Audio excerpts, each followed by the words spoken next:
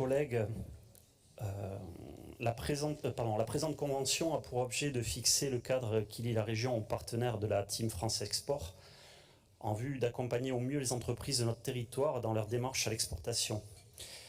Bien entendu, nous comprenons l'impérieuse nécessité à entretenir du commerce international avec nos pays partenaires, ne serait-ce que pour garantir à nos économies les approvisionnements nécessaires à la satisfaction des besoins essentiels de nos populations. Nous comprenons également la nécessité d'équilibrer la balance commerciale qui est très déficitaire, je l'ai déjà évoqué ici récemment. Et bien sûr, nous comprenons le besoin d'accompagnement exprimé par nos entreprises dans leur démarche à l'exportation. Toutefois, ces dernières décennies, vous le savez, le développement du commerce international est allé de pair avec un accroissement des émissions de gaz à effet de serre du fait du développement des transports de marchandises.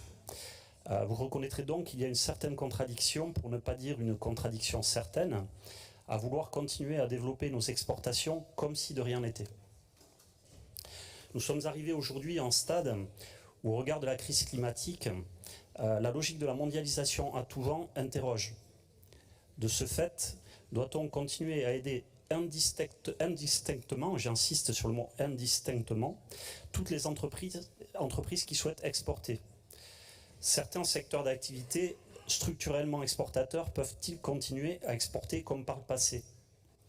Par exemple, dans le secteur primaire, alors qu'elles sont de grosses importatrices de pesticides et d'engrais russes, doit-on continuer à soutenir de la même manière, je dis bien de la même manière, la viticulture et la maïsiculture qui, en ce qui concerne cette dernière, bénéficient d'un immense effet d'aubaine grâce aux subventions de la PAC. D'autant que nous devons, et nous le savons, inciter les agriculteurs à revoir leur modèle de production.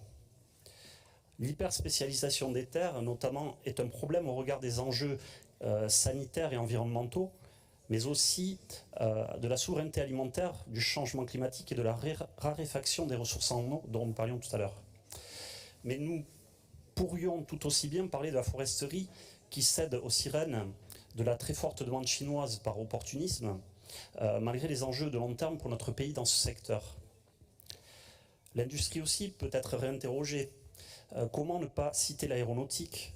Le transport aérien étant un des principaux secteurs émetteurs de GES, l'aéronautique doit faire sa révolution industrielle verte, ce qui n'est malheureusement pas pour demain.